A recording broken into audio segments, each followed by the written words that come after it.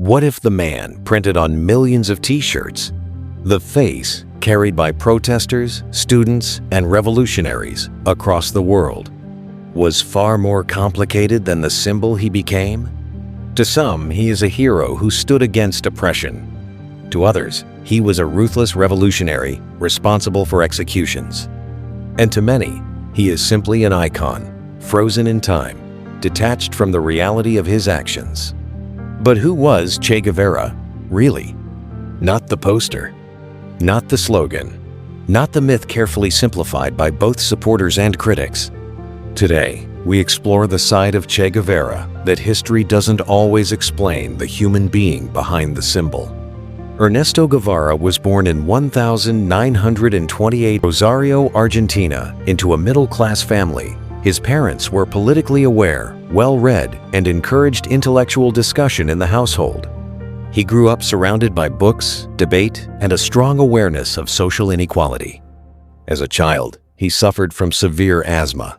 The attacks were so intense that they sometimes left him struggling to breathe for hours. Yet those who knew him described him as stubbornly determined. He refused to let the illness define him. He played rugby. He pushed his physical limits. That early struggle with chronic illness shaped his resilience and discipline. He later studied medicine at the University of Buenos Aires. At first, his path seemed clear: he would become a doctor. But in 1951, everything shifted. At 23 years old, he set off on a motorcycle journey across South America with his friend Alberto Granado. That journey, later described in his memoir, The Motorcycle Diaries, exposed him to a reality he had not fully understood before. He saw miners in Chile working under brutal conditions. He saw indigenous communities in Peru marginalized and impoverished. He witnessed vast inequality, land owned by a few, poverty endured by millions. One experience deeply affected him: a visit to a leper colony in Peru. There, he chose to live among the patients, rather than remain separated from them as many doctors did. It was not just a medical trip anymore. It was political awakening. By the end of that journey, Ernesto Guevara was no longer just a medical student. He had begun forming a worldview. He believed that poverty and inequality were not accidents.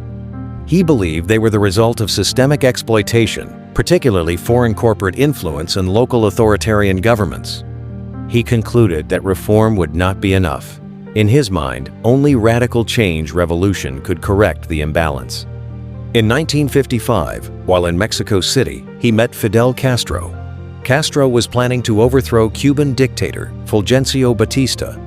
Batista's regime was widely criticized for corruption, censorship, and repression, while maintaining strong ties with U.S. business interests. Guevara listened to Castro's plan and joined immediately. In 1956, Che and 81 other revolutionaries sailed from Mexico to Cuba aboard a small yacht called the Granma. The landing was disastrous. They were ambushed. Many were killed or captured. Fewer than 20 survived. But those survivors regrouped in the Sierra Maestra Mountains. What followed was guerrilla warfare. Over 2 years, Che transformed from a doctor into a military commander. He proved disciplined, strategic, and uncompromising. Fellow fighters described him as intensely serious, deeply ideological, and demanding. He believed a revolutionary must be morally committed and willing to sacrifice everything. By January 1959, Batista fled Cuba. The revolution succeeded.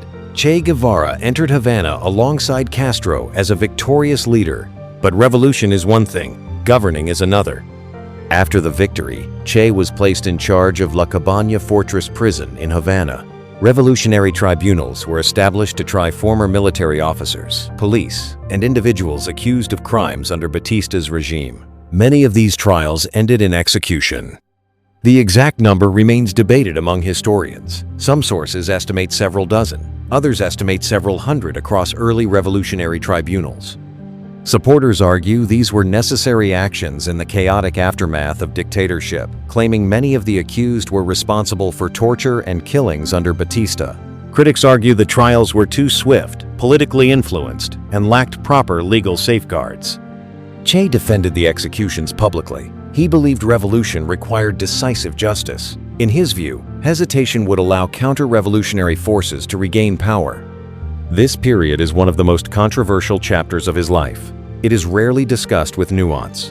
Instead, it is often simplified, either justified completely or condemned absolutely.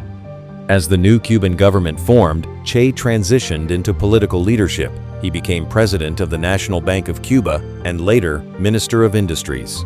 It was an unusual position for a former guerrilla fighter with no formal training in economics. Che rejected traditional capitalist incentives. He believed people should work not for profit, but for moral commitment to the revolution. He promoted what he called the new man, a citizen motivated by collective responsibility rather than personal gain. However, managing a national economy proved far more complex than leading a guerrilla army. Industrial output struggled. Agricultural production declined in certain sectors. Centralized planning faced inefficiencies. At the same time, Cuba faced increasing economic pressure from the United States, including trade embargoes and sanctions.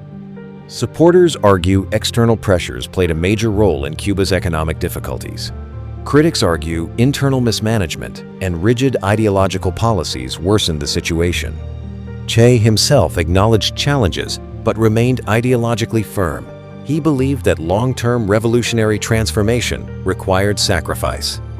By the mid-1960s, Che grew restless. He believed revolution should not remain confined to one country.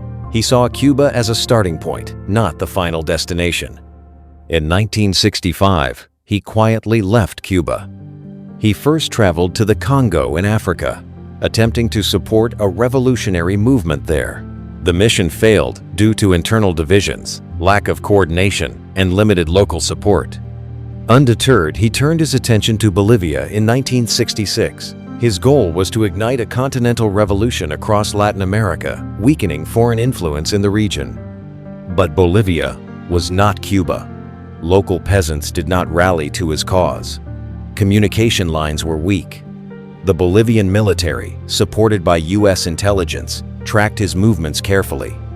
By October 1967, Che's small guerrilla group was exhausted, isolated, and surrounded. He was captured on October 8th. The next day, the 9th of October 1967, he was executed by the Bolivian army. He was 39 years old. In death, something unexpected happened. A photograph taken by Cuban photographer Alberto Corda showing Che staring into the distance began circulating worldwide. That image became one of the most reproduced photographs in modern history. Che Guevara transformed from a fallen revolutionary into a global symbol. His face appeared on posters, flags, murals, and clothing. Student movements in Europe carried his image. Protesters in Latin America invoked his name. Even decades later, his silhouette remains instantly recognizable.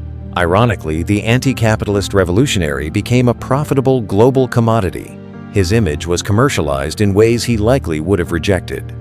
To some, Che represents courage, resistance, and sacrifice against injustice. To others, he represents authoritarianism and violent ideology. To historians, he represents a product of Cold War geopolitics shaped by deep global tensions between capitalism and communism. He was a doctor who treated the poor. He was a guerrilla commander who ordered executions. He was an idealist who believed deeply in equality. He was also a man who believed violence was necessary for political transformation. These contradictions are not comfortable, but they are real. History often simplifies figures into heroes or villains because complexity is harder to process. Symbols are easier to sell than nuance. Che Guevara was not just a symbol. He was a human being, driven by conviction, and conviction, when combined with power, can shape nations. Whether one sees him as heroic or dangerous, his impact on 20th century history is undeniable. Perhaps the side of Che Guevara that history doesn't explain is not hidden. It is simply complicated. Revolutions are never clean. They are born from injustice, but they also create new forms of struggle. They inspire hope, yet often demand sacrifice. The question is not only who Che Guevara was. The deeper question is what happens when ideology becomes action, when belief becomes authority, when a man becomes a symbol. And which version of the story do we choose to remember?